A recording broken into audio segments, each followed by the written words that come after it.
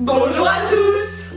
Donc comme vous nous l'avez demandé dans les commentaires de notre ancienne vidéo, bon ça va sûrement pas être possible, mais il y a eu beaucoup de commentaires à propos de la fibre optique. On espère que vous allez aimer cette vidéo et surtout si vous l'aimez bien, n'oubliez pas de mettre un pouce bleu. Donc on va faire un petit point sur l'histoire. Vous vous demandez sûrement par qui et comment ça a été inventé, non? La fibre optique a été inventée pendant la Rome antique, mais à cette époque ça servait seulement de décoration. Luctum DIY est, aliaiata est, errare emem est. Veni vedi vici.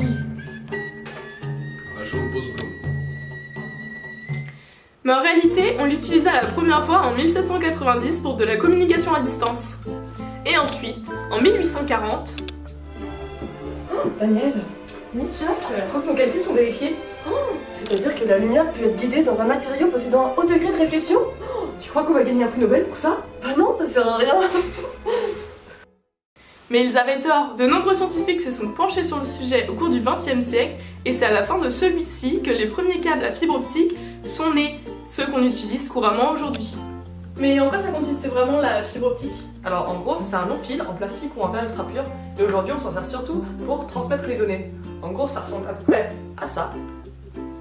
C'est bien un fil qui transmet la lumière. Si on regarde un peu plus près, ça ressemble à ça. On peut voir qu'elle est composée d'une gaine extérieure, d'une gaine optique qui maintient la lumière à l'intérieur de la fibre optique, et du cœur qui est un fil de verre composé de silice. Donc la fibre optique repose sur le principe de propagation de la lumière, c'est-à-dire qu'elle repose sur les principes de réflexion et de réfraction de la lumière. Elle permet de transporter la lumière dont la source est soit un laser, soit une DEL, c'est-à-dire une diode électroluminescente. La fibre optique, ça sert aussi à transmettre des données très rapidement, et c'est sûrement grâce à ça que vous pouvez regarder des films et des vidéos chez vous sans que ça se remette à charger toutes les 30 secondes. N'oubliez pas de mettre un petit pouce bleu si vous aimez la vidéo. Donc pour vous expliquer ce qui se passe à l'intérieur de la fibre optique, on va d'abord devoir poser les bases. Les bases, on les pose. Pose les bases. On va maintenant vous parler d'optique géométrique, c'est-à-dire de comment se comportent les rayons lumineux dans différents milieux. Les rayons lumineux composant de la lumière se propagent indépendamment les uns des autres. Ils sont rectilignes et se propagent en ligne droite dans un milieu homogène. De plus, pour aller d'un point à un autre, ils prennent le chemin le plus rapide. C'est le principe de Fermat. La vitesse des rayons lumineux dépend du milieu que le rayon lumineux va traverser. En gros, s'il traverse un milieu transparent comme l'eau ou comme l'air, le rayon lumineux ira moins vite que s'il traverse le vide. Comme vous le savez sûrement, la vitesse de la lumière dans le vide est de 3 × 10 puissance 8 mètres par seconde. Pour connaître la vitesse d'un rayon lumineux dans un autre milieu, on utilise la formule V est égale à C sur N.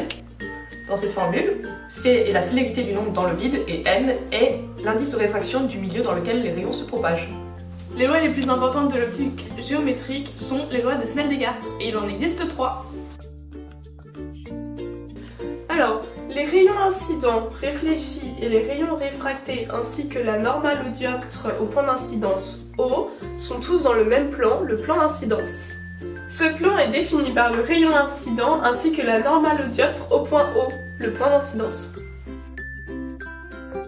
Les rayons incidents et réfléchis forment un angle égal et opposé par rapport à la normale au dioptre. Je suis passe-partout.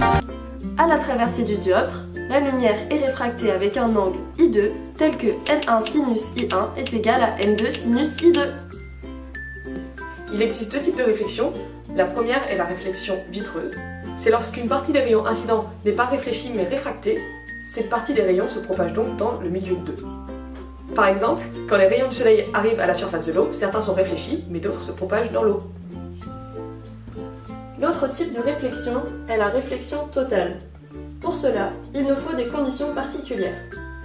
Premièrement, un premier milieu d'indice N1 et un autre d'indice N2 avec N2 plus petit que N1. Si on met un rayon incident proche de la normale, on va avoir un rayon réfléchi et un rayon réfracté. Mais plus on éloigne le rayon incident de la normale, plus l'angle du rayon réfracté I2 augmente.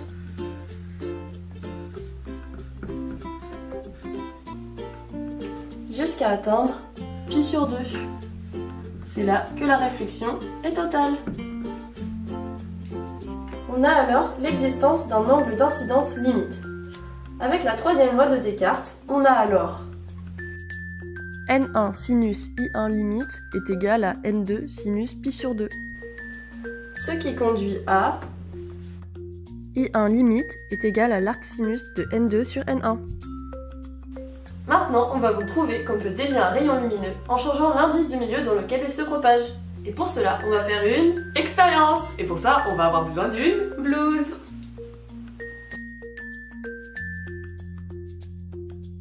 Pour faire cette expérience, on va avoir besoin d'une cuve remplie d'eau, de sel et d'un laser. Donc pour cela, nous allons diluer du sel dans la cuve d'eau. Nous allons donc disposer du sel à l'intérieur de la cuve. Le sel se trouve surtout dans la partie inférieure de la cuve. La densité et l'indice de réfraction croissent donc de la surface au fond de la cuve.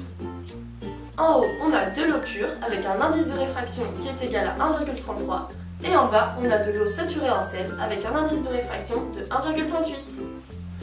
On va voir ce que ça donne si on envoie un rayon laser en direction de notre cuve. On remarque que le rayon est incurvé et c'est à cause du changement d'indice des milieux. Revenons à nos moutons. Maintenant que vous êtes des pros sur l'optique géométrique, on va vous en dire un peu plus sur ce qui se passe réellement à l'intérieur des fibres optiques.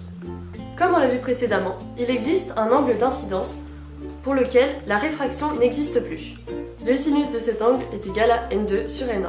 Si ce phénomène se produit à l'interface entre le cœur et la gaine, alors la lumière peut se propager dans la fibre optique avec très peu d'atténuation, c'est-à-dire quasiment sans perte d'information. C'est cette technique qui est utilisée dans les fibres à saut d'indice. En effet, le cœur d'indice N1 est entouré d'une gaine d'indice N2 avec N1 inférieur à N2. En effet, il existe plusieurs types de fibres optiques, comme par exemple la fibre monomode, c'est-à-dire avec un seul faisceau. La fibre utilisée dans ce cas est plus fine et on utilise un seul mode de propagation, le plus direct possible, c'est-à-dire le long de l'axe de la fibre. Ce qui existe aussi, c'est les fibres multimodes, c'est-à-dire plusieurs faisceaux qui sont guidés dans la fibre optique. Jessica et Clavier nous ont parlé à l'instant de la fibre à saut d'indice, où le rayon vient se réfléchir sur la surface de séparation entre le cœur et la gaine de la fibre optique, mais il existe aussi la fibre à gradient d'indice. Comme le nom nous l'indique, les fibres à gradient d'indice ont un indice de réfraction qui diminue progressivement entre la gaine et le cœur. Ici, le cœur n'est pas homogène, il est constitué de plusieurs petites couches de verre qui auront des indices de réfraction différents. Le faisceau est guidé le long de la fibre avec une trajectoire qui ressemble à une sinusoïde. Toutes ces fibres optiques sont en verre, il en existe en plastique, mais pour le moment elles sont moins performantes. Le diamètre d'une fibre optique peut varier d'une fibre optique à l'autre et les rayons lumineux utilisés pour transmettre les informations sont les ondes infrarouges, c'est-à-dire qu'elles sont invisibles à l'œil nu comme vous le savez. Pour résumer, il existe des fibres optiques monomodes et des fibres optiques multimodes, dans lesquelles on retrouve les fibres à gradient d'indice et à saut d'indice. Vous ne vous en rendez sûrement pas compte, mais on retrouve la fibre optique dans de nombreux domaines. Par exemple, dans la médecine. Bonjour docteur, prêt pour la coloscopie? Hello, darkness, my old friend. Grâce à elle, on a une grande vitesse de transmission des données et une excellente conservation de celles-ci. La fibre optique est aussi utilisée dans d'autres domaines, dans les domaines de la télécommunication, de l'industrie ou du militaire. Et voilà les loulous, notre vidéo touche à sa fin, donc dites-nous ce que vous en avez pensé dans les commentaires. On espère que vous êtes autant amusés que nous. Si c'est le cas, n'hésitez pas à vous abonner si ce n'est pas déjà fait et laissez-nous un pouce bleu. Et vous pouvez nous suivre sur tous nos réseaux sociaux qui vont s'afficher en bas de votre écran pour suivre nos aventures H24. Puis si vous savez pas quoi faire, vous pouvez aller voir notre dernier vlog de notre voyage sur la Lune, il est plutôt cool. Salut à tous! Là on est en voyage sur la Lune. Du coup, on a décidé de faire un voyage exclusivement pour vous. Ouais, c'est plutôt cool, mais bon, il n'y a pas trop d'oxygène, donc ce serait pas de rester très longtemps. Non, on commence à s'étouffer là. Mais bon, ici, il y a un super avantage. C'est quoi, Jess? Bah on est moins lourd. Du coup, Pas besoin de manger elle-ci. allez, on vous emmène avec nous.